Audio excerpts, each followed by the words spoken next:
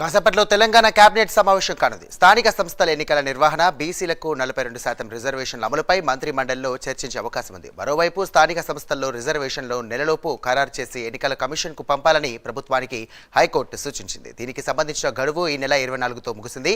25న cabinet సమావేశం జరగకపోవడం తర్వాత 2 రోజులు సెలవులు రావడంతో మంత్రివర్గ భేటీ జరగలేదు. ఈ క్రమంలో ఇవాళ జరిగేటువంటి మంత్రివర్గ సమావేశంలో రిజర్వేషన్ల ఖరారుకు సంబంధించిన గడువును పొడిగించాలంటూ కోర్టును కోరే అవకాశంపై చర్చించే అవకాశం ఉన్నట్లు తెలుస్తోంది. దీనికి సంబంధించి మరిన్ని డీటెయిల్స్ మా కరెస్పాండెంట్ చందు అందిస్తారు. చందు,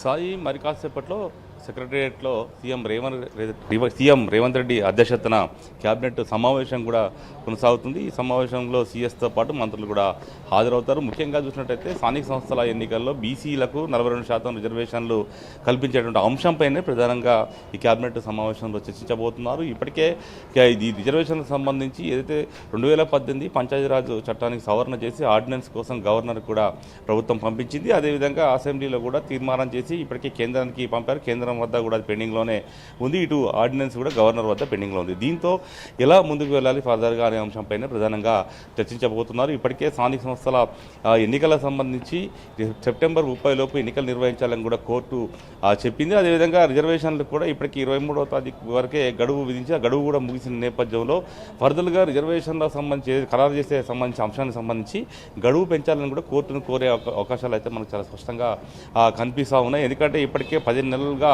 అన్ని పంచాయతీలన్నీ కూడా పాలక వర్గాల్లో పదవీకాలం పూర్తయింది కాబట్టి కేంద్రం నుంచి వచ్చేటువంటి నిధులన్నీ కూడా ఆగిపోయిన నేపథ్యంలో ఖచ్చితంగా ఎన్నికలు నిర్వహించాల్సిన అనివార్య పరిస్థితి ప్రభుత్వానికి ఏర్పడింది. కానీ 42% రిజర్వేషన్లు ఇవ్వకుండా ముందుకు వెళ్తే మాత్రం అటు బీసీ సంఘాలు కావచ్చు, ఇటు ప్రజా సంఘాలు కావచ్చు, అదేవిధంగా వివిధ రాజకీయ పార్టీలన్నీ కూడా ప్రభుత్వంకి వ్యతిరేకంగా కార్యక్రమాలు నిర్వహించే అవకాశం కూడా కనిపిస్తున్న నేపథ్యంలో ఖచ్చితంగా రిజర్వేషన్లపై కూడా ఏదో ఒకటి తేల్చాలని కూడా ప్రభుత్వం భావిస్తూ ఉంది. మరోవైపు ఒకవేళ రిజర్వేషన్ల విషయంలో అటు కేంద్ర ప్రభుత్వం సరైన నిర్ణయం తీసుకోకపోతే మాత్రం మళ్ళీ పాత రిజర్వేషన్ల ప్రకారమే అంటే 23% రిజర్వేషన్ల ప్రకారమే ఎన్నికలకు వెళ్లాల్సిన పరిస్థితి ఉంది. కాబట్టి అయితే ఈ విషయంలో విపక్షాల నుంచి కూడా విమర్శలు ఎదుర్కొనేటువంటి అవకాశం ఉంది. స్థానిక సంస్థల ఎన్నికల్లో అది కాంగ్రెస్ పార్టీకి వ్యతిరేకంగా మారేటువంటి అవకాశం ఉన్న నేపథ్యంలో ఎలా ముందుకు వెళ్లాలనే అంశంపైన కేబినెట్లో ప్రధానంగా చర్చించబోతున్నారు. ఇక మరోవైపు చూస్తున్నట్టయితే కాంగ్రెస్ ప్రభుత్వం 2 లక్షల ఉద్యోగాలు ఇస్తామని చెప్పి కూడా అధికారంలోకి వచ్చింది. మేనిఫెస్టోలో కూడా పెట్టిన నేపథ్యంలో దీనికి సంబంధించి అంటే ఉద్యోగాల భర్తీకి సంబంధించిన అంశంపైన కూడా ప్రధానంగా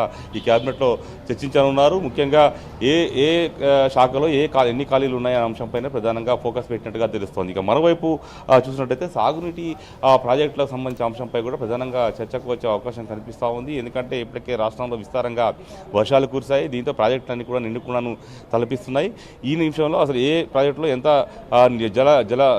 ఎంత నీరు వచ్చింది అనే అంశాలన్నింటిపైన కూడా ఈ క్యాబినెట్లో చర్చిస్తున్నారు. మరోవైపు ముఖ్యంగా సీతారామ ప్రాజెక్టు సంబంధించినటువంటి అంచనాల సవరణకు సంబంధించి కూడా క్యాబినెట్ ఆమోదం తెలిపే అవకాశం కనిపిస్తుంది. ఇక మరోవైపు ఇప్పటికే రాష్ట్రంలో యూరియా కొరత తీవ్రంగా ఉంది అంటూ కూడా విపక్షాలు గగ్గోలు పెడుతున్నాయి. ముఖ్యంగా చాలా చోట్ల కూడా చెప్పులు లైన్లో పెట్టినటువంటి వార్తలు కూడా వస్తున్నటువంటి క్రమంలో రాష్ట్రంలో యూరియా కొరత లేదు, ప్రతిపక్షాలు కావాలని కుట్ర చేస్తున్నాయంటూ కూడా ఇప్పటికే కాంగ్రెస్ పార్టీ నేతలు విమర్శిస్తున్నారు. అదేవిధంగా మంత్రి తుమ్మల నాగేశ్వరరావు కూడా అదే విషయాన్ని చెప్పుకొస్తున్నారు. ఎక్కడా యూరియా కొరత లేదు, రైతులందరికీ కూడా యూరియా సరఫరా అవుతుంది. ముఖ్యంగా కేంద్ర ప్రభుత్వం నుంచి వచ్చినటువంటి యూరియా ప్రస్తుతం ఎంత సప్లై చేసాం అన్ని అంశాలపైన కూడా క్యాబినెట్లో చర్చించి ఇవంతా కూడా ప్రజల్లోకి తీసుకెళ్లాలనేటువంటి అంశంపైన ప్రధానంగా చర్చించబోతున్నారు. మరోవైపు ఇప్పటికే కొత్త 6 లక్షల పైగా కొత్త రేషన్ కార్డులను కూడా ప్రభుత్వం మంజూరు చేసింది. ఈ క్రమంలో రేషన్ కార్డుల పంపిణీ ప్రక్రియ కొనసాగుతూ ఉంది. ఈ క్రమంలో రేషన్ కార్డులకు ఆరోగ్యశ్రీ అనుసంధానం చేసేటువంటి అంశంపైన కూడా క్యాబినెట్ సమావేశంలో చర్చించే అవకాశం కనిపిస్తుంది. మరోవైపు కొత్తగా 4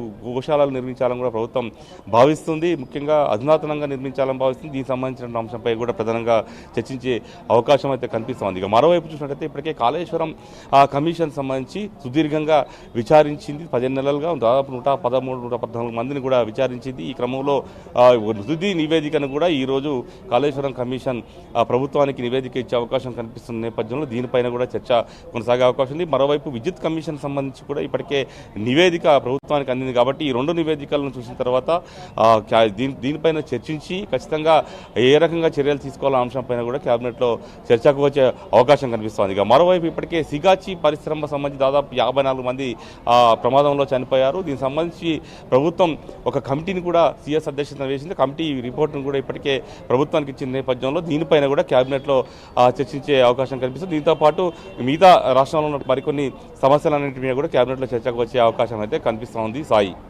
థ్యాంక్ యూ చందు.